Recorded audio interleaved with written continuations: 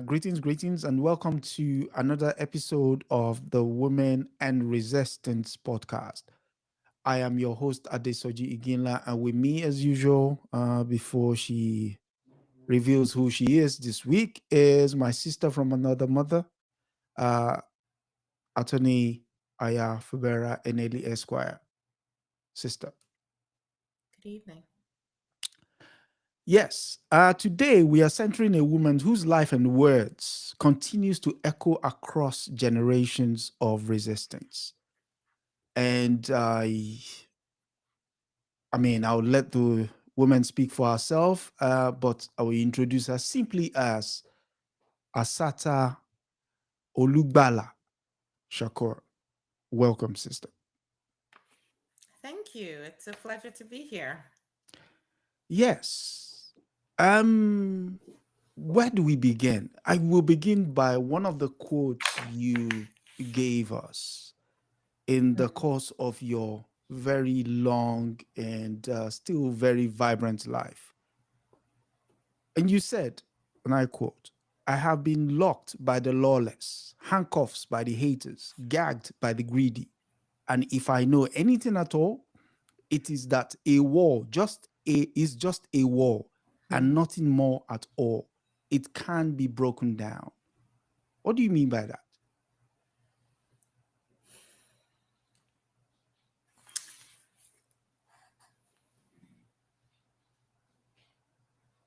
As we look at the lives of people of African descent, there are so many times when we've been hemmed in and we've been walled in, and it's easy to look at those walls. I recall one of the prisons that I was in. Actually, I was the only female prisoner in this prison. It was a male prison. And I was held in solitary confinement for over 20 months in this prison. And when we use words, it's important to pause and to really visualize what you or someone else may be saying. So when we say solitary confinement, there were no other women, there were no other prisoners that I was in contact with. I Mm, had guards that guarded me 24/7. I did not obviously have conversations with them. mm, I found out that when I got around people, I'd almost gotten mute. I'd forgotten how to talk. It's very possible, I would say probably human, in those circumstances, walled in, walled up, to think that this is all that life will be for you. mm. But it is so important to know that they are just walls and that our spirits transcend those walls, True, true. and the spirits of our ancestors who overcame so much transcend any walls anyone can build. And that is something that we all need to hold on to, whatever walls we may be hemmed in by at this time. And that's what I meant. Mm, mm. And you go on to say, I didn't know what a fool they had made of me until I grew up and started to read real history. I had been taught that Black people had no history, no heroes, no great migration or civilizations. Yes, wasn't that something? Being in school, and some of you may be able to relate to this, and Mm, you're acting out the first Thanksgiving, mm, and you're acting as the pilgrim, yeah. and and you're not even aware that the truth is These are genocidal people who Mm. came in and decimated another group of people and stole land and resources. Um, I used to sing songs where we thought um, Abraham Lincoln freed the slaves, Yeah. and I did not know that my enslaved ancestors actually worked for their own freedom, and that Abraham Lincoln was no friend of ours. He wanted to get rid of Black people. He wanted to find where to put us in Liberia or somewhere in the Dominican Republic or somewhere, anywhere but around other white people. And so yes, our education makes fools of us, makes a mockery of us, Mm. because it has us buying into narratives that Mm. have us question ourselves. Let me tell you a story that is still so heartbreaking. And then I'll circle back and talk about my beginning and so on. So, at this time, I believe, because I was born in New York, but at some point I moved to Wilmington, North Carolina with my grandparents. I think I was about 3 when I moved there. And then I moved back to New York eventually with my parents, because the idea was, you in the north you can get a better quality of education, Education. Yeah. because in North Carolina and the South, education was still segregated. Now we had excellent teachers, but of course we got all the hand-me-down books from the white schools and things of that nature. But you had teachers who really cared about you. Mm. So at any rate, I was now in New York and beginning to develop and starting to be aware of boys in that way. And there was this boy who liked me, and just about every week he would put a flower on our porch, on our stoop for me, and I thought it was just the sweetest thing. But he was really dark skinned, Mm. and I was trying to be part of the popular group. And although, like, he didn't really talk to me, but he showed in other ways that he liked me. And then finally one day he was walking with me and he just told me he liked me, and then he asked me if I would be his girl. Mm. Cute. And I told him, of course not. I was thinking of what my friends would say, what the in group would say. I would totally ruin my social stature if I went with such a dark boy, because we were taught to believe that the darker you were, the uglier you were. I made fun of my sister about her lips, because thin lips were supposed to be better. And I didn't know any better. This is why I tell you, they make fools out of us.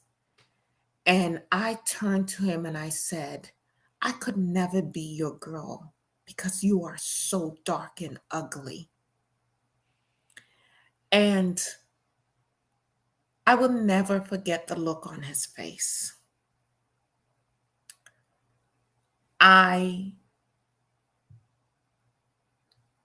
realized how much I hurt him, and the look on his face turned to one of absolute disgust. And of course, he never talked to me after that.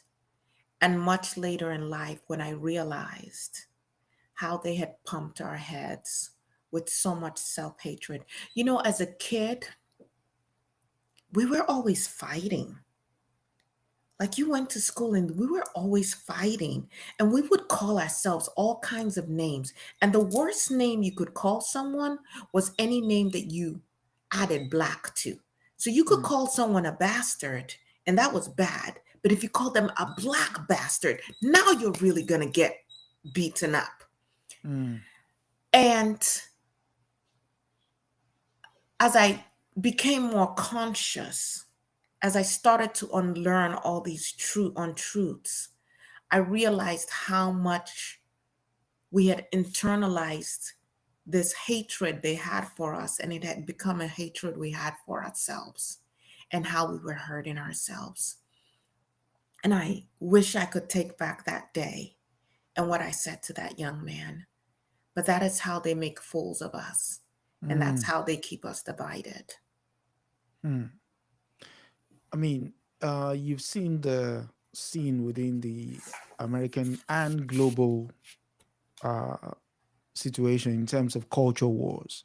How would you say this insight that you've just talked about now reflects the continued battle over teaching history today, from debates over Black studies in the 1960s and today's fight against book bans, you know, for those in the American South? Well, the expectation Hmm, for those who have always meant you ill to ever educate you for you to be truly free has to be probably one of the most absurd things that Black people have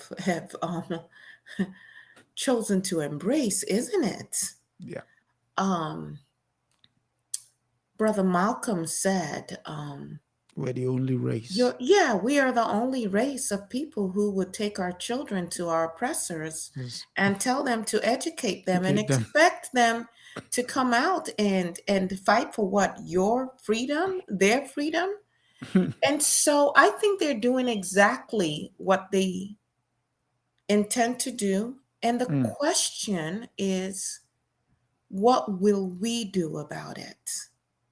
And that is why when I started to understand more of my history, I went to Manhattan Community College and there was this organization, and I know we're kind of going around, and I'll come back to my origins, but when I discovered the Golden Drums organization and I started going to different events that they would have, and that's where I'm like, wait a second. We're fighting in Vietnam. Why are we fighting the Vietnamese? What issue do we as Black people have with them? And look at what's happening here with us. And when I started to understand how we get manipulated, um, and really started to get a better understanding of our history, I wanted to join an organization that would enable me to make a difference. mm, I'll tell you another story.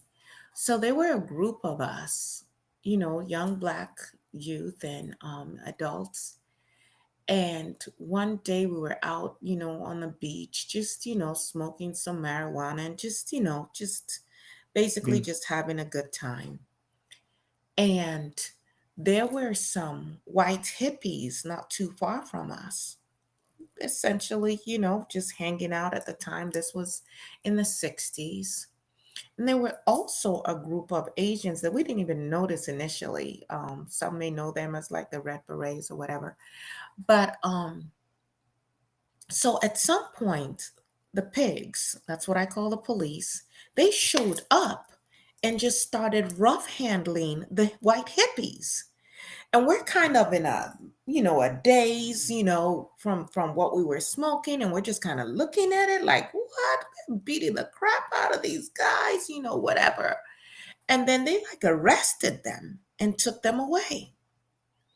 And at that time, some of the Asian guys came over and they were like, listen, they're probably going to come back, and you guys, they find you with these reefers and all of that. You're going to be next. You need to get out of here as quickly as possible. Well, we were so stoned. We really couldn't even figure out how to get to wherever. And so they were like, you need a ride somewhere? And we're like, sure. We get into their cars and they're like, well, where do you want to go? And we're just like, we're anywhere.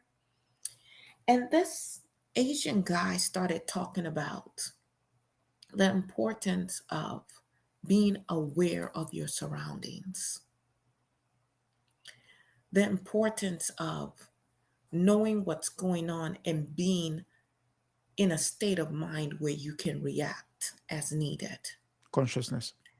And I remember after they dropped us off and we all kind of started going to our individual homes, just thinking about it and saying, I don't care what kind of deep thoughts we're having, what deep conversations we're having. If I ever let a substance take control of me where I don't have control over myself, I didn't even know that I should get out of there, I didn't have a way to get out of there. That's not what a revolutionary is about. Mm. And I started looking for an organization to join, and I did my homework. I looked at different organizations and I had some concerns with different organizations. But ultimately, when I joined the Black Panther Party, it was because I felt that they had an understanding that this wasn't just about, our struggle did not need to be about reforming the system. This system cannot be reformed. It had to be Dismantled. it had to be a revolution. And I saw what we were doing back then, the food programs, the health programs. We were teaching young children, we were helping our elderly. And I thought, this is where I need to be. I Mm. didn't know quite exactly what I needed to be to become a revolutionary, but I knew that that was a step. Now, I ultimately did leave the Black Panther Party after the New York 21 were arrested. Basically, COINTELPRO was going Pro, yeah. on. We didn't know this at the time. The FBI comes in and arrests the top 21 minds of the New York Black Panther Party. They do that, right? They pull the leadership so that everybody else kind of scatters. Um, and put $100,000 bond on each of them. This was in the 60s. 100,000. So of course they knew. We raised some money. We were able to bail out a couple, but we couldn't bail Not out all of most of them. them. Yeah. No, we couldn't Mm. bail out even. Yeah. And the COINTELPRO head was planting seeds of distrust amongst the leadership, on the West Coast, on the East Coast. But what I didn't appreciate was how some of the leaders would talk to the other members and talk to members of our community. I always believed, and I was taught this by my grandmother, that leaders should be humble. Leaders are supposed to be in service of their people. And you don't have to get pompous and big headed and stop listening. And um, I attended a conference, and one of the Black Panther leaders took some paperwork that I had been working with, and I'd left it on a table.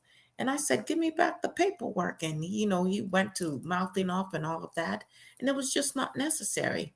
And then the next thing, he without saying it to my face, I got back to New York, and they told me I was being dismissed from the Black Panther Party because he had asked for me to be dismissed. And I was like, what kind of coward is this? And what kind of ego is this? And so, I quit. And then they later said, no, you can come back. And at that point, I was like, no, not interested. But then I joined the Black Liberation Army, as some of you may know. But let me go back to the beginning. Yeah. And I need to pause.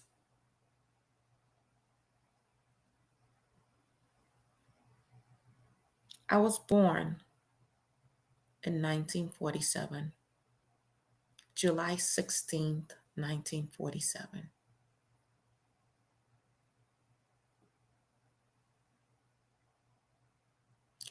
I am no longer a young woman.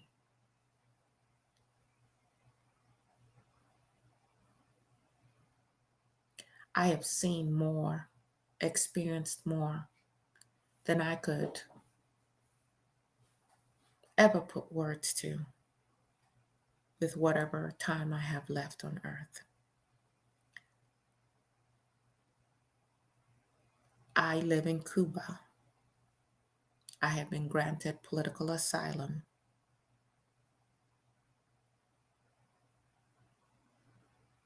I have a $2 million bond on my head from the United States of America. In 2013, they elevated me to the list of the top 10 most wanted fugitives in the, for the entire nation.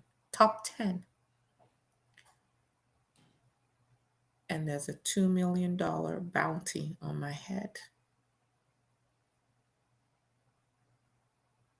Mm. And I look in the mirror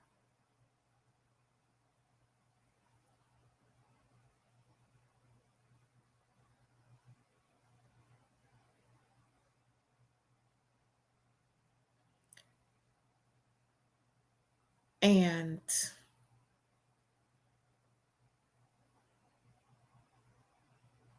I see me.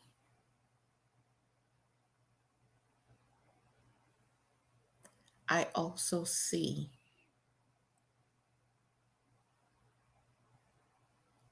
what they see about us that we don't often see about ourselves. How are they so terrified of me? Good question. I was born in Queens, New York City. I was raised between New York City and Wilmington, North Carolina. My grandparents moved back to Wilmington, North Carolina to live in a home and on land that they inherited. But even that has a story because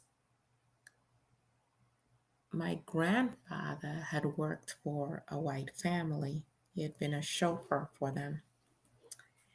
And he had been given this home. He thought it was his home, but the fine print on the paperwork said the home was his just for the duration of his life. And so, although he kept up this home for the entire time he was alive, we later on, my family had to buy the home again Mm. from the family. But this was on land that is very much treasured today because it had access to the ocean. And my grandparents wanted to go back and start a business. My grandmother was a very proud Black woman, and she would always say, "Hold your head up." And she would always say, "And you don't say ma'am or sir to white people. You are not subservient to them. And you don't ever have to show respect to anyone who does not show respect to you." Mm. And my grandmother had great plans for me. She wanted me to get an education and become part of the Black bourgeoisie, which in she would always say, she would always say something like, "Don't play with those gutter kids," or something like that. And Alley I think cats. alley cats, alley cats. And it was like, who is an alley cat? Like, what does an alley cat look like? I don't know. And she would take me to play with the children who were supposedly from better homes, and it would be so boring. Of course, she didn't know some of the things those kids did as well. But yes, the alley cats. That's where I dwelt. I liked hanging out with the alley cats, much to her dismay.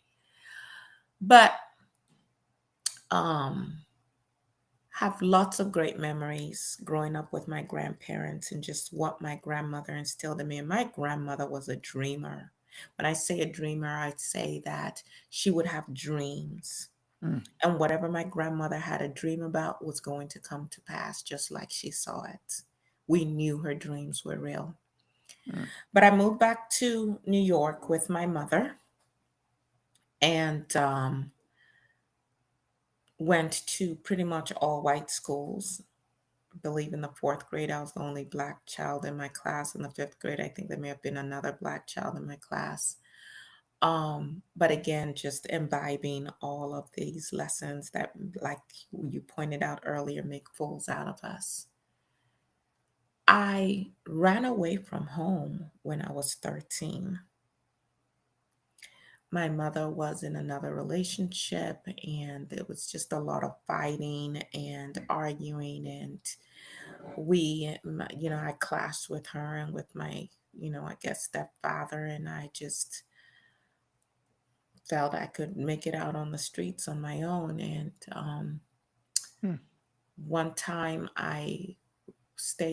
met up with a girl who her mother let me stay with them, but I found out that they shoplifted and they actually taught me how to shoplift, and I eventually left that group.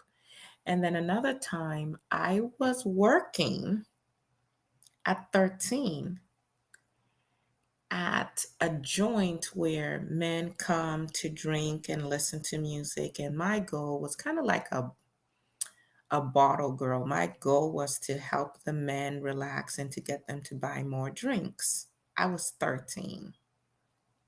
They, of course, did not know that when they hired me. And I used my resources to pay for a place to stay. At But there 13? was, yes, Wow. but there was a very harrowing event that I experienced. I'd gone to a party. Oh, there were so many things that we got up to, and I don't want to take up too much time with this. But I share all of this because today I'm feeling like some parents need to understand that you don't abandon your children and their purpose or their greatness just because they may go through some patches that make no sense to you. I actually got involved with this other girl and young boy, and they came up with a scheme, well, that they said they did all the time. And that is where you basically act like you're a streetwalker and some guy propositions you. Mm. And then you tell him there's this club where he can pay a one time fee and he can then get all you can access to whatever, you know what I'm talking about. And um, so the setup is the guy comes with you, you get to the building, you negotiate a price, he gives you the money, which would be like it could be $45, something like that, because he's paying for the whole year. You go up the stairs, but you don't come back down. You go to the rooftop and then you go to another rooftop and then you come down through another building. And the boy who was working with us would be there to now usher us away. And I really could have gotten myself killed because I did it once, but if any of those men ever saw us again or saw me again, I could have been in real deep trouble. So I Mm. met a woman who told me that was not the way to go. Um, but one time I went to a party with these friends, and then they said they were going to go run an errand, whatever, and they'll be right back. And I stayed at the party. But there was not a whole lot going on at the party, and I kept waiting for them to return, and they didn't come back. Well, in the meantime, at the party, I was talking to this guy. He was really nice and just a really nice guy, and we just hit it off. And so he said, "Well, this party's lame. Why don't you come back with me? We're having a party at my place, and it's going to be a whole lot more fun." And I thought he seemed like a really nice guy. I was young, and so I went with him. And we get to this apartment, and it's empty. There's no one else there. And I said, "Well, where's everybody? I thought there was a party here." And he's like, "Oh, they're on their way." And then all these other young men started coming in. And I looked up and realized I was the only female there.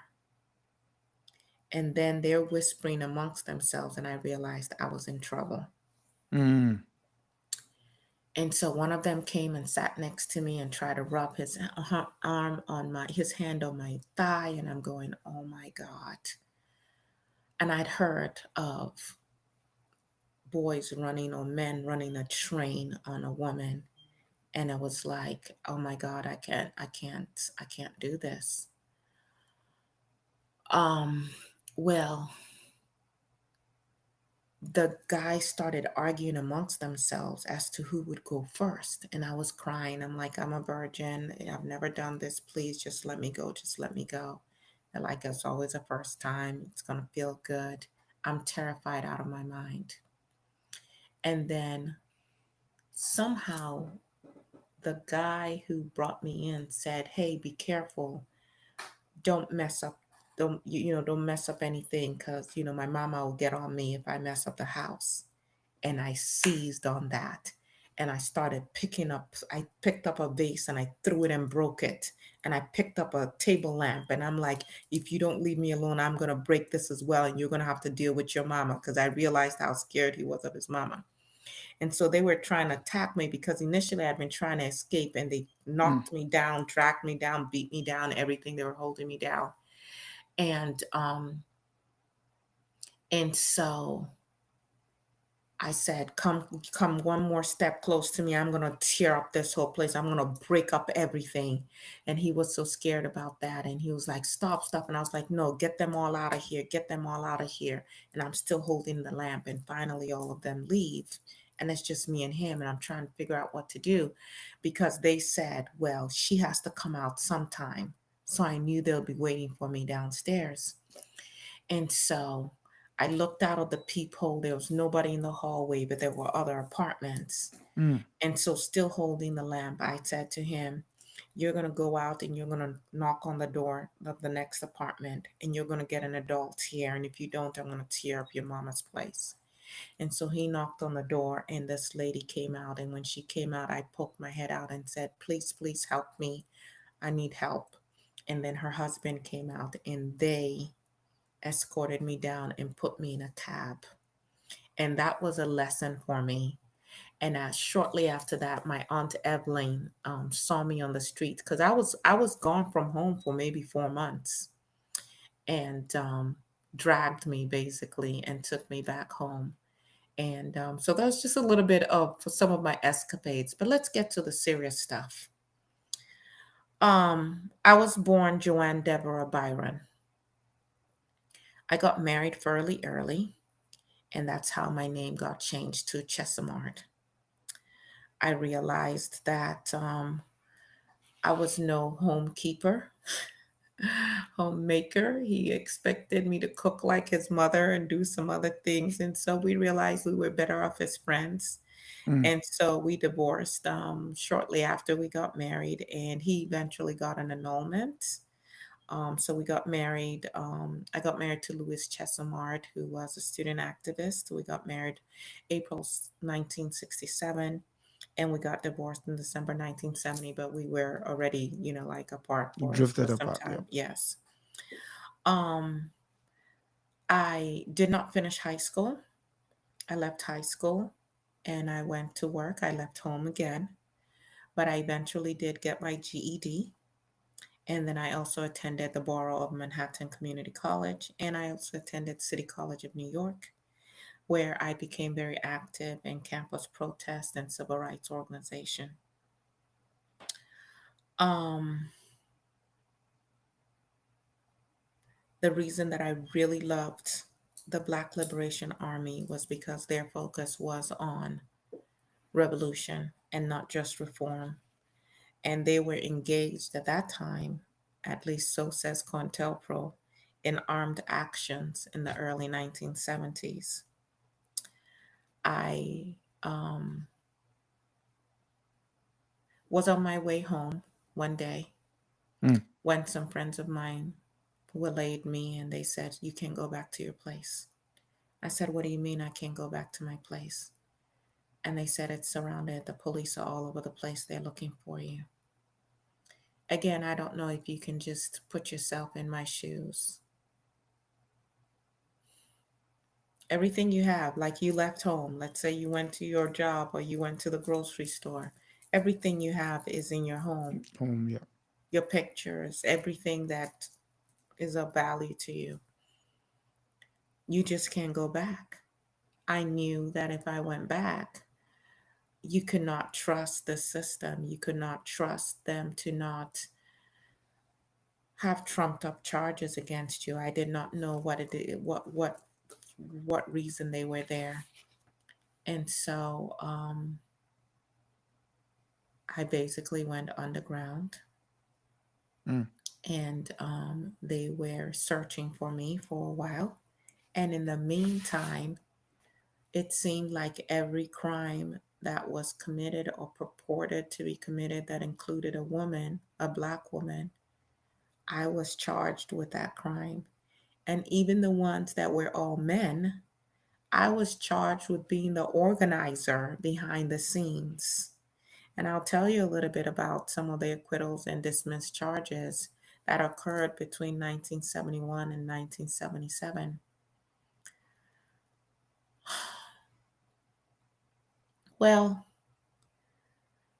on an eventful day, I was on the New Jersey Turnpike with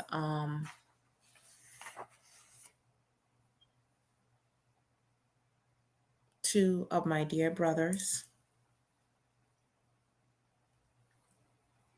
Zaid was there. Zaid ended up losing his life. Um, it was a traffic stop. They would often just harass and stop Black people for any number of reasons.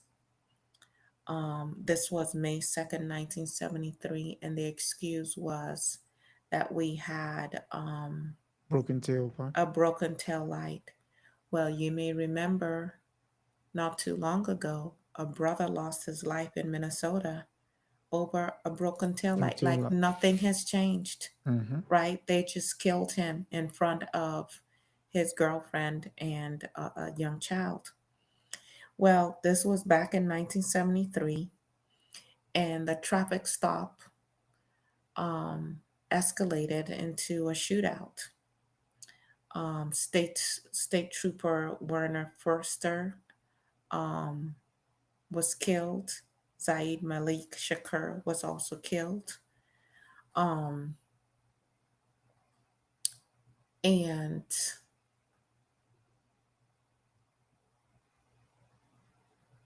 I had been asked to put my hands up, which I did, and I was shot in the upper back, like my shoulder area, and I was also shot in my back.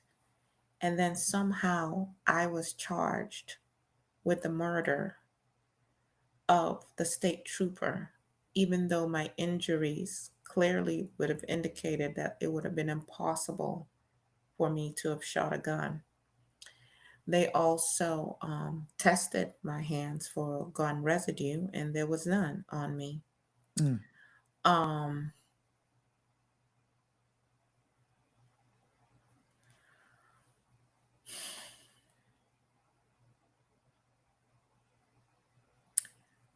our other brethren who was there did escape, but they caught him 36 hours later. They, I can't even begin to tell you the horrors that I experienced. I remember fading in and out of consciousness. It was like they did not want to put me on a stretcher and get me any medical care because they were hoping that I would die. They were poking my wounds, they were kicking me. I would come to and then fade out again. Eventually, I was taken to a hospital, and the whole time they will prod me in my wounds. It's that I've gotten no care at all. Wow. And ask me questions and ask me questions. I don't know what information they thought I had. I was not allowed to call any family, any attorney, nothing. I was completely isolated. I didn't even know if my family had any idea that I had been um, Arrested. arrested. The people guarding me were also state troopers. So you can imagine where they feel like I was responsible for the death of one of their own. Um, there were a couple of Black nurses who were sympathetic, and one of them I was able to eventually give my Aunt Evelyn's information for her to try and reach her. Mm. it took my aunt going to court to finally get Get access. permission Okay. to, yes, to access me. And even then, it was for a very short period of time that she could see me as my attorney, and then that my mother and my sister could see me. And I could tell from the reactions on their faces that I looked really bad. Mm. Um, that began my ordeal in and out, not in and out of various prisons, because I stayed under the control of the US government, state sometimes, federal sometimes, Would until you, my escape. yeah, Yes.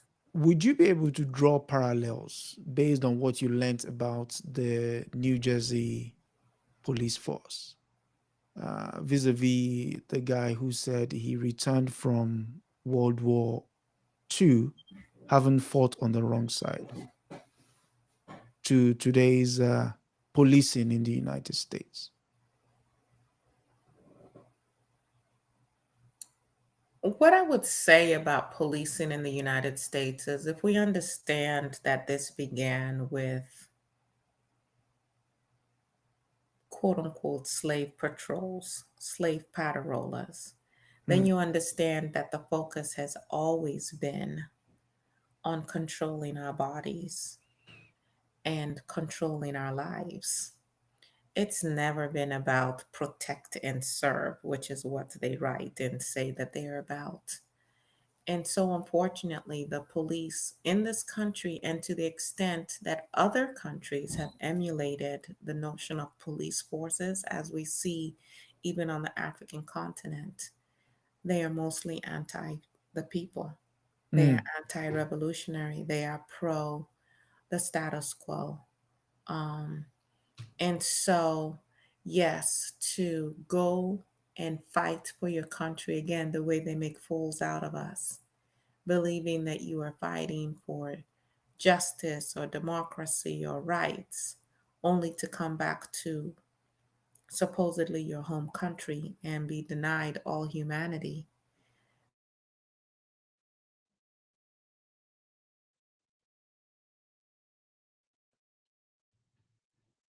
You froze? They just always found a reason to target us, and that's what happened on that turnpike Mm. that day on May 2nd in 1973.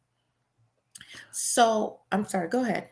No, you were going to say, you talked up to the point where you made your escape. How did that come about, or what Well, led to it? I was gonna Because say, I because think those that's those folklore. those who know don't tell, and those who tell definitely don't know. But I would say this: Mm. talking about cruel and unusual punishment, Mm. in just about really in every prison that I went, that I was put in, what you could see is that slavery never ended for us. Mm. The vast majority of the people there that were imprisoned were Black and brown women.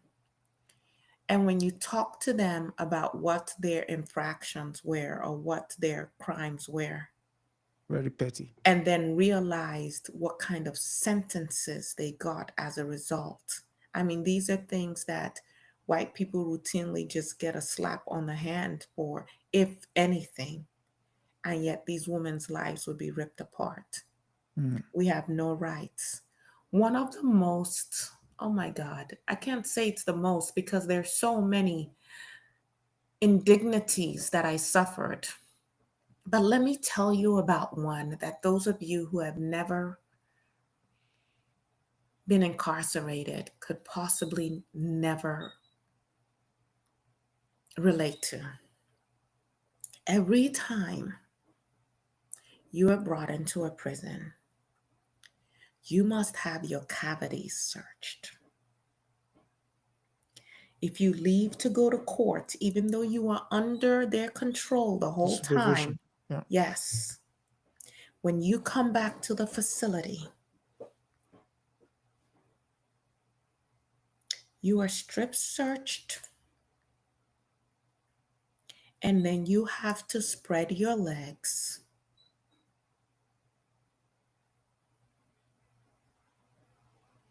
And cough. And I don't know if I'm allowed to say it on your on this platform, but finger effed. Okay. It's And if you refuse, you get beaten, and you're still still. eventually going to have to go through it, and then you're going to be thrown into solitary confinement as well. Human beings are not meant to be treated in this way. But there are no humans involved. During one of our trials, when we knew again that we were being railroaded, this was for one of the bank robberies, they had no evidence at all. There was nothing to tie us to the crime at all. It was Kamau and I, and we told our attorneys not to participate. Every motion we made, the judge had struck down. Did not want to give us the resources to be able to do, to be able to pay for any of the experts that we needed to put on a defense. We're just being railroaded. And Mm. so we told our attorneys, don't say anything. And all we're going to do is every time the jury is here, we're going to stand up and we're going to say, we're being railroaded, and we're going to just speak out. And of course, the judge would get upset and he'll hold us in contempt, and then the guards will have to take us out, to remove us from the courtroom. And of course, each time they were just so willing to put their hands on us and beat us up. And they put us in this room next to the courtroom where there was a speaker so we could hear the court proceedings. And it was so cold. And but at the same time, it was great for to be in a place where we could talk without all the eavesdropping and surveillance and all of that. And so we actually kept opening the door because we knew if we asked for the door to be open so that some heat would come in, that would make them close the door, which would give us more privacy. And of course, they did exactly that. And over the days of Kamau and I, every day just coming and having to sit in this room as we listen to the farce of a court hearing that was going on, we grew close. And one day we started talking about sex. And at that point, it was like, these people are probably going to take our lives if they can. If we have sex, there's a real possibility of pregnancy. And why would anyone want to bring a child into these circumstances? Mm. But I was reminded of a conversation I had with a sister who was pregnant, who I knew before, but we saw again in jail and she was pregnant. We saw again in prison and she was pregnant. And she was so looking forward to having her baby. And the point she made was our babies carry it on. Our mothers and our foremothers and our forefathers, they did not stop living and they did not stop producing and procreating because life looked so Blick. bleak for them, and we carry on. And so we made love, and months later, much to my amazement, um, it was confirmed that I was pregnant. But even then, the doctor at the hospital, at the prison, had to play all kinds of games with me, and the only health services he wanted to offer me was abortion. So I had to fight even to have my daughter, and that child is Kakuya. But let me tell you a little bit about some of the acquittals and dismissed charges. Mm. Um, so I was charged with attempted armed robbery at Starkler Hilton Hotel, and the charge date was April 5th, 1971. So this was before I was arrested. The arraignment wasn't until November 22nd, 1977. and no trial was held because they did not have enough evidence to even really get the judge to move forward with this. And so the charges were dismissed. I was also charged with a bank robbery in Queens. Um, the robbery date was supposedly August 23rd, 1971, and my arraignment was July 20th, 1973. The trial was held from January 5th through January 16th in 1976, and I was acquitted on January 16, 1976, because it was not me. And yet, what they did was there was a picture of a Black woman with a gun at the robbery, and they put my name underneath the picture and posted that all over New York. Post Mm. offices, um, the train stations, on buses, the picture of another Black woman, but my name under it. I was acquitted. I was also charged with bank robbery in the Bronx. The robbery date was September 1st, 1972, and I was arraigned on August 1st, 1973. The trial was from December 3rd through the 14th of 1973, and it was a hung jury. I was retried again December 19th through the 28th of 1973, and I was acquitted. So imagine I'm a relatively young woman with no With, resources, yeah, and all having of to the go through all state of that, apparatus is being thrown. just, just being thrown at me. Mm. And these guys are determined to get me on something. Then I was charged with kidnapping of James E. Freeman. The charge date was December 28th, 1972, and the arraignment was on May 30th, 1974. So, just in terms of my nerves, from the Mm. moment they arrested me, by the way, I was paralyzed by one of the shots. Shoulder. And they would not give me any physical therapy. They did give me a sleeve that I wore that kind of protected my clavicle, and provided some support for my shoulder, but I had to figure out my physical therapy myself. Um,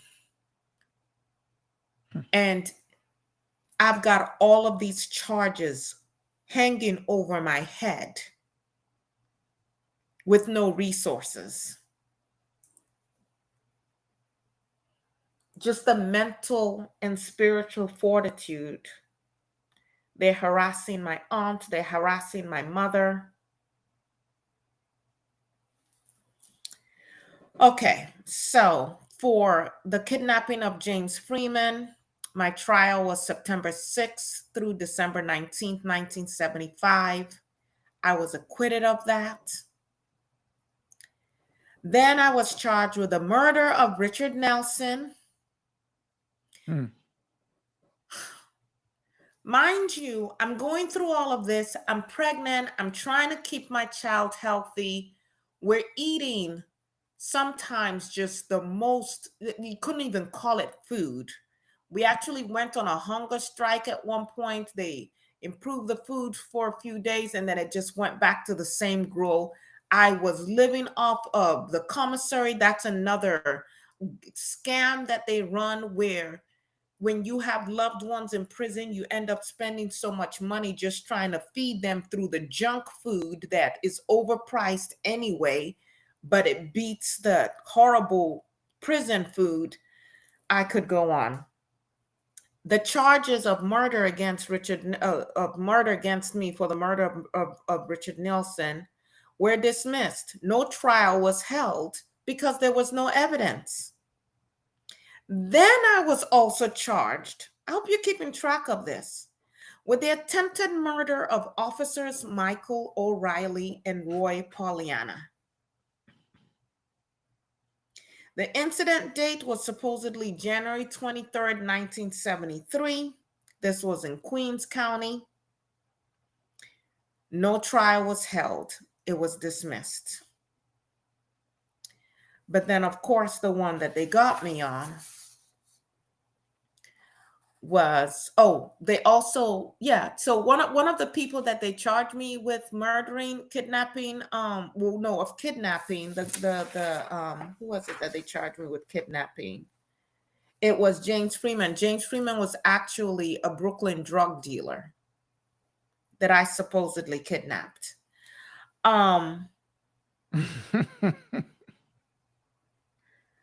So where they finally got me convicted was on the murder of the state trooper. Foster. Yes. Here's another thing that's never discussed. There is certain evidence that when presented, the experts that a defense would have to hire to refute that evidence are mostly people who work with the police anyway. Police, on a regular basis. So, for instance, in this case, they claimed that Forrester's blood was all over my clothes. Again, given my condition, it would have been impossible for me to have shot him. No gun residue on my hands. The gun was found under Zaid's leg or something of that nature, supposedly, they said, because you can't believe anything these pigs say. We wanted to get an expert who could examine my clothes so they could make a determination as to when that blood transfer took place. Mm-hmm. And whether it was mingled with any of my blood from when I was shot and which one came first and all of that.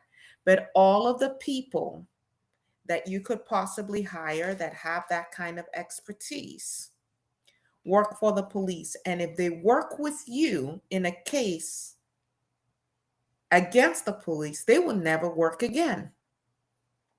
So first, we couldn't even afford expert, that kind of expertise. But then the judge finally granted us the resources to hire an expert. But then now we couldn't find an expert. But then we had a young man who reviewed my files and came in and talked with us and said he had found pertinent information and he had found someone who would testify on our behalf. You want to know what happened? Pray tell. He was found dead. Wow. And to this day, only his wife and possibly the FBI know. Maybe his family know how he died. They did not say how he died. He was dead, and all of my legal documents that he had in his possession were gone. Was he disappeared or dead? No, he was dead. He was dead. We don't know under what circumstances. He was dead. And we later on found out that the state had my papers that were in his possession. They hadn't taken anything else except the documents related to my defense that included, us laying out what our defense was going to be. Yeah. Why they would take that, I leave up to your imagination. Of course, the jury was an all-white jury, and we never get juries of our peers. And let me say this to my brothers and sisters still in the United States of America who do not see the importance of voting. Listen, I am all for revolution. Yeah. I understand that this system cannot be reformed. I also understand that we're not going to have this revolution overnight. There are systematic steps. In fact, that is one of the things that has hurt us as a people, is that we're not making the plans and being diligent and systematically working our plans. And there are different roles for different people to play. Mm. Now, if we don't register to vote and if we don't vote, guess what happens? Every time you are going to pool jurors, we won't be in that pool because jurors are pulled from the list of voters, Potential voters. not potential voters, voters. Oh, okay. Those who voted before, or okay, Yes. okay, okay, for the voters' role. So Okay. the fact that you have the potential to vote, but you don't register to vote, or you register to vote, but you refuse to vote, you exclude yourself from those roles. And there are so many of our children, your mothers, your fathers, your brothers, and your sisters, who are depending on you to be in that jury pool so that Mm. we get a chance at justice, some measure, a little bit. We know the system is stacked against us. But time after time after time, I would have an all-white jury. They would say, a jury of your peers. How? You don't have any understanding of my life. In fact, the jury that convicted me and the judge sentenced me to life in prison plus 33 years. That was my sentence. That jury of the 14 jurors, because they have the 12 and the alternates, 5 of them were related to state troopers.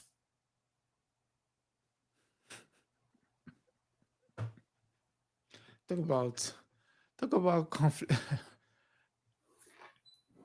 conflict of interest. So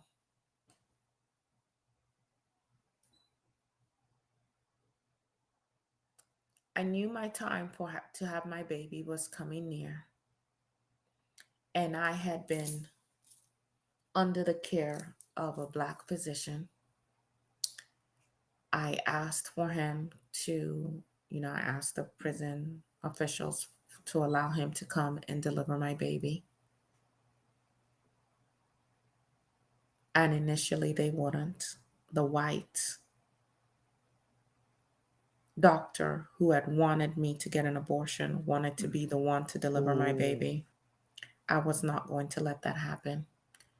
And I finally said, well, then I'll deliver my baby myself. I was moved from the prison to a psychiatric ward. And that is where I brought my daughter into the world.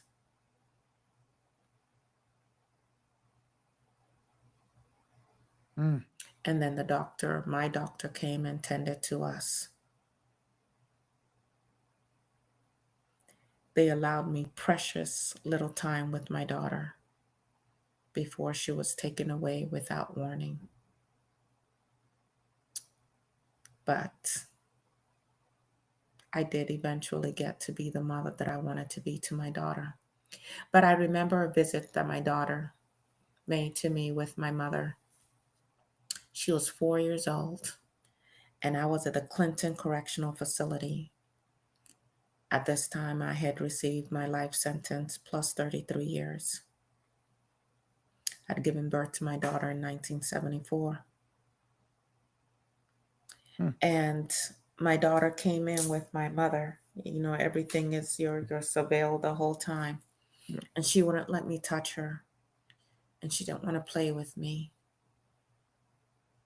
And she was so angry at me, and she started yelling, "You're here because you want to be. Why don't you just leave? You're not my mother. You're not my mother. Why don't you just leave? You could leave if you wanted to." And I was just so heartbroken. And I said, and my mother whispered to me, "Show her you can't leave." And so I went to the door and pulled on the door so that she could see I couldn't get out. And I yanked on the bars and on the windows. And I said, "You try. And so she goes with her body and she's just trying and trying and trying and pulling and screaming and pulling. And finally, she falls in a heap on the ground, just completely exhausted. Mm. And she's crying. And then she let me hold her. And I think in that moment, she realized that it wasn't that I was rejecting her and didn't want to be with her. I truly couldn't. But something in me, something that did something in me. And shortly after that, my grandmother, all the way from North Carolina, came to visit. And she said, I had a dream. I said, Grandma, what was the dream? And she said, I had a dream that I was dressing you and you weren't in here. And I said, oh my God, the only time that someone dresses a grown person, an adult, is if they're dead. Was I dead? And she's like, no, you were perfectly fine. And I was dressing you. And then she left. And the day before I broke out of prison, my grandmother called and she said, don't you get used to that place? Don't you ever get used to that place? Don't you ever get used to that place? You hear me? You hear me? Don't you ever get used to that place? That's not your, don't you ever get used to that place? And I said, this must be a sign. And on November 2nd, 1979, some of my supporters entered the prison as visitors. We planned it in such a way that we did not physically hurt anybody. There was no injury to anybody, no bloodshed. And we escaped in the prison van. And then we left the van and had another vehicle. And that's as much as I can tell you. And 5 years later, I was granted political asylum in Cuba. And that is where I have lived from 1984 till now. And in eventually my daughter, who had not gotten a birth certificate from the state of New York, um, we were eventually able to petition. My mother was able to petition and finally get her birth certificate so that they could get a Get the passport. passport, yeah. And my mother and my aunt Evelyn and my daughter came to Cuba, and I was reunited with my daughter. Cuba has repeatedly been pressured to Yeah. extradite me. I have worked sometimes as an English language translator, editor. Um, I love living in Cuba. I love the pace of life. I love how I've been able to connect with my African ancestry, to Mm. learn about the Orishas, to really embrace my African spirituality and history. Like I said, in 2013, the FBI added Joanne Deborah Chesimard to the most wanted terrorist list, Yeah. the first woman on the list, announcing a $1 million FBI reward, with which New Jersey added another million to, and I remain on the most wanted list. Of course, my life and my story Mm. dovetails with COINTELPRO, dovetails with the death of Malcolm X, the assassination of Martin Luther King, the killing of Huey P. Newton, Fred Hampton, the destruction of the Black Panther Party, the murder charges leveled against Angela Davis. And Angela Davis actually wrote the foreword to my book, Asata. my memoir, Asata. Um, and in case you're wondering where the name came from, um, Asata means one of struggle. She struggles. Olubala is for the people, and Shakur is grateful. And I've used the name Shakur because of my dear friend Saeed Malik Shakur, who was killed on that um, turnpike. Jump back. Yeah. Um, so some of the books about me, of course, my autobiography, and many U.S. officials railed against me writing this book and railed against me being able to take care of myself with the proceeds of this book. And so, if you have not read my autobiography yet, Do purchase it. do purchase it. There are many documentaries about me. There are other books that have been written as well. Here's another one. It's called The Tale of the Panther and the Dove, and it actually covers not just my story, but it also covers Layla Khalid of the Popular Front for the Liberation of Palestine, which is very relevant at this time, given what they're doing there, which could very easily be any African country. As a matter of fact, it could very easily be Cuba if they could get their arms around it, because the entire island of Cuba is just 90 miles from the United States, and we're just talking 10 million people. Mm. And for Cuba to have withstood the United States and the West in the way that it has, there are so many political, um, uh, uh, freedom fighters here, people who've been granted political asylum from all over the world, who are here in Cuba. There's a documentary called The Eyes of the Rainbow. There's another one called Asata, aka Joanne Chesimard. Um, and of course, there are different interviews that I've granted over time. I do want to, I'm looking at your time, but I do want to read something to you from some things that I've written, if that's okay with you. Go ahead. Go ahead. Go ahead. One of them is a poem that I wrote. I actually love to write poetry. Did quite a bit of writing while I was also incarcerated for the times when I did have access to writing materials. And I hope that as I read this, that you will listen with your heart, listen with your soul, listen with your spirit. It's called The Tradition.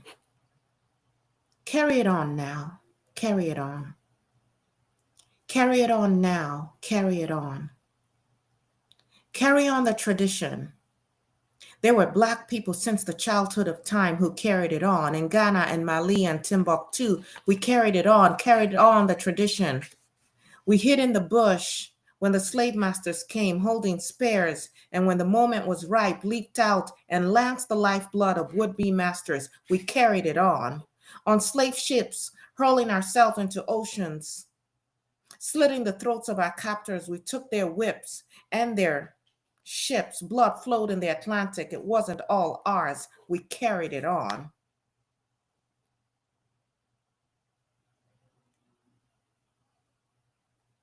Fed Missy arsenic apple pies, stole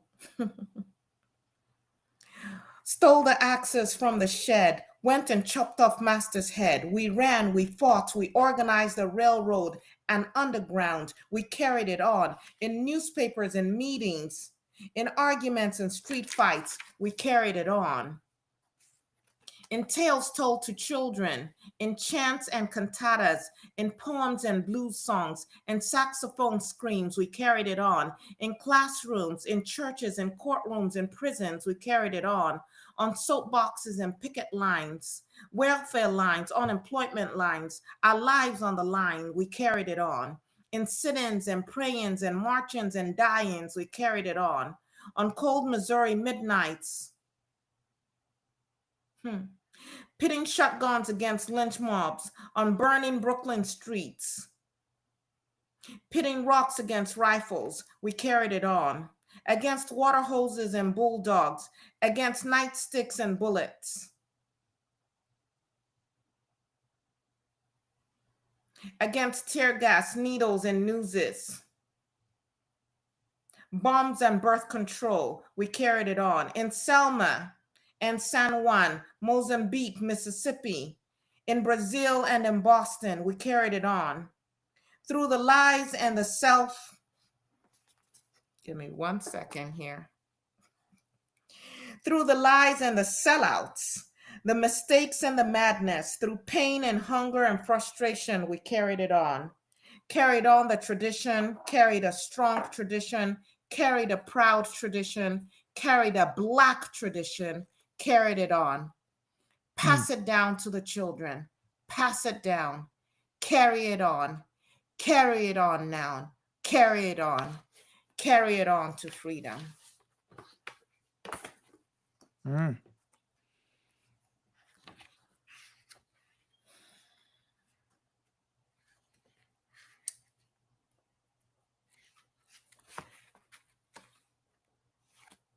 One last thing I want to share with you.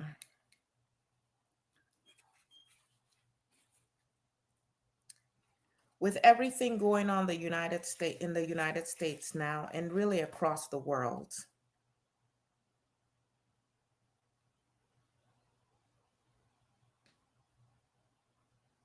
we might be tempted to be overcome by fear.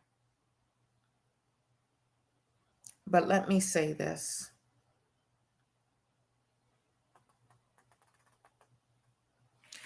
Our situation right now is critical. We can't run from it or hide from it. We're going to have to get down to the nitty-gritty. We've got to determine who we are.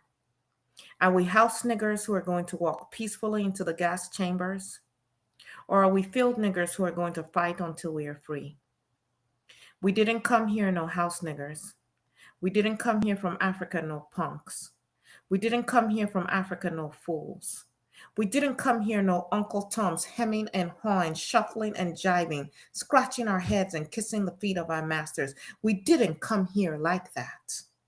We came here strong, proud, beautiful Africans. We came here with a culture with pride. We came here knowing who we are. We came here an intelligent, sensitive people who fought and struggled on every level from the moment that we were brought here in chains. We have got to realize who we are, and we've got to realize that we've got a tradition to carry on. So many of my sisters are so completely unaware of who the real criminals and the dogs are.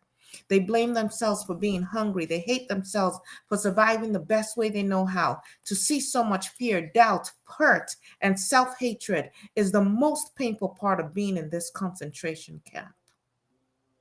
Anyway, in spite of all, I feel a breeze behind my neck, turning to a hurricane, and when I take a deep breath, I can smell freedom. It's moods like this that make me aware of how glad I am to be a revolutionary. Can you be a revolutionary? I know who our enemy is, and I know that me and these swine cannot live peacefully together, not on the same planet. I am a part of a family of field niggers that is something very precious. We are oppressed people in the US and don't even know it. We have fewer opportunities to be doctors and lawyers as tuition increases. Our problem is that we want to belong to a society that wants to oppress us. We want to be the plantation owner.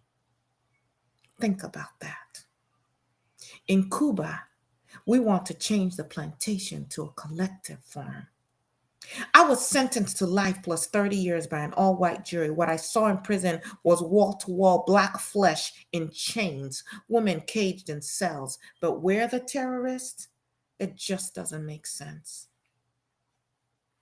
Sisters, Black people will never be free unless Black women participate in every aspect of the struggle. The more you understand what you're dealing with, the stronger you get. People see fear as a bad thing, not I. Fear is healthy. When you're dealing with America, fear is healthy. But when fear controls you, when you're afraid to struggle against fear, fear is a bad thing. I'm more afraid of what will happen if I don't struggle than what will happen if I do. I, Asata Olubala Shakur, I believe in the fire of love and in the sweat of truth.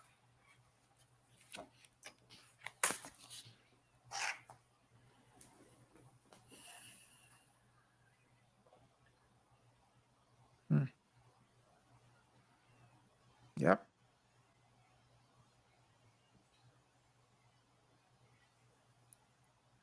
You've shown I want to say one more thing. I know I've said that before, but I feel like this has to be said.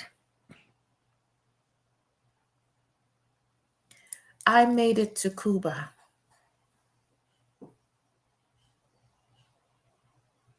Mumia is still in jail. Geronimo Pratt, Leonard Peltier. Do you, Black people, African people, do you know how many of our brothers and sisters are still locked up in jail, are still political prisoners? Do mm, you even call their names? Do you call their names? As you deal with whatever the travails of your own life may be, do we call on these people who fought for us, who sacrificed for us, who have essentially given their lives for us to have freedom? Or have we discarded them like yesterday's newspapers? Do you have any idea what they are experiencing, languishing behind these prison walls, these slave plantations carved out in the US Constitution to ensure that we are never truly free? You hear my voice today and you go back and you read more about me, yes, but also read about those that are still imprisoned by these pigs. What can you do to help them? Can you write a letter to them, to Congress? Can you check on them? Let them not feel forgotten, because the horrors behind those walls are things that even your loved ones who have been incarcerated will probably never be able to fully express. Say their names. Say all their names.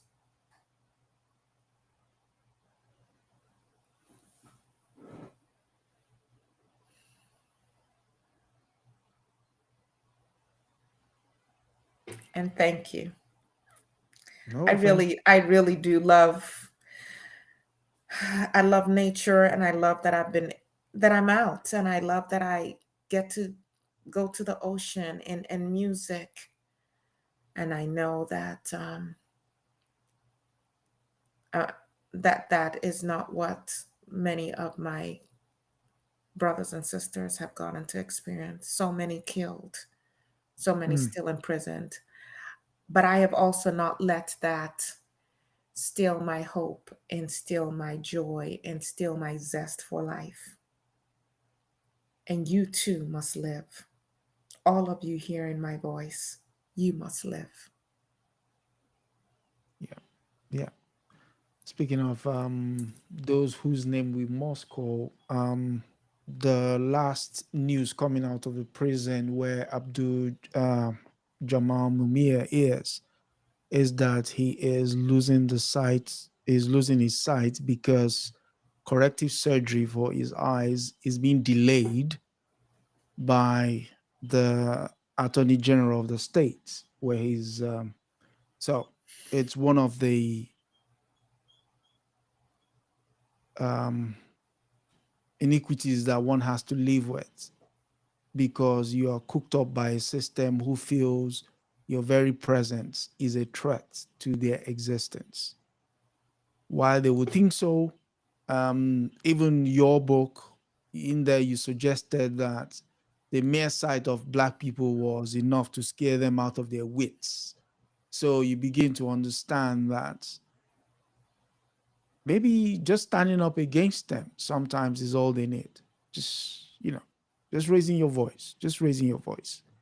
Speaking of raising your voice, you've done that marvelously tonight.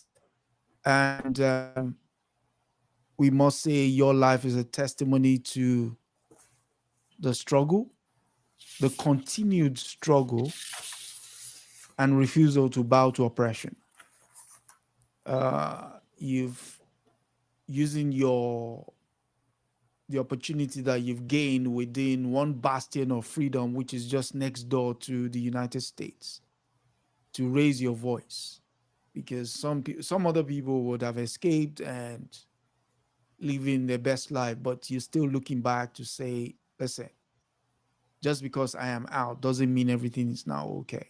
So that said, I must thank everyone for listening to Women and Resistance. Please do like, share, subscribe, and yeah, all the other good stuff. And next week, we'll be looking at Mesere Gitai Mugo. The name is Misere Mita Mugo. You will hear the story of another excellent woman. And this week, I mean, I can't even stress how many there are. And it's mind boggling that stuff like this has not been done yet. But, you know, it's our only to contribution to ensuring that the names, their lives is not a footnote, but rather a cornerstone of our history. So, sister, thank you for coming. And any last words? Just when you were talking right now, just felt a chill going down my spine. As children, well, as a child, let me speak for myself. We used to watch cartoons, particularly on Saturday mornings. Now, of course, the kids have access to shows all the time. Devices. Yeah, all the Mm, days, hours of the day. But just imagine, we are just scratching the surface with a few Black women. Imagine if we had these kind of stories of Black men or Black women easily accessible to our young people. It could be in like graphic book form. It could be, now that there's AI, possibly something that could very easily be done, but just to tell these stories so that, as Asata says, we're not allowing others to make fools of us, mm, but just to understand what a rich history we come from. And it's not all history. I mean, she's alive. She is mm, walking the face of the earth today. Um, and yet her story is like something out of a novel, right? A dark novel, but something out of a novel. The fact that, wow, this woman broke out of jail and made it to Cuba, mm, amazing. Um, but how would our young women carry themselves mm, if they had this information? How would our young men treat young women if they had this information? How would our young men carry themselves if they had information about Black men of valor, of resistance, So I'm very grateful to you that we are getting to do this, and that hopefully someone with even more creativity and resources picks up on it and can decides add, to, yep. Yep. Add to it. make it even bigger. So for everyone who's watching, for everyone who shares, thank you for doing that, because we do need to get these stories out. Yeah.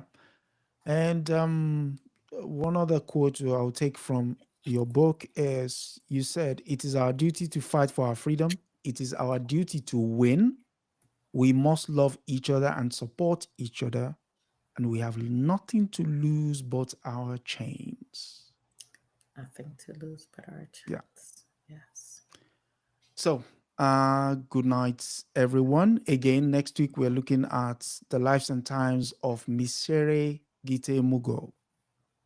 And yeah, until next week, good night and God bless.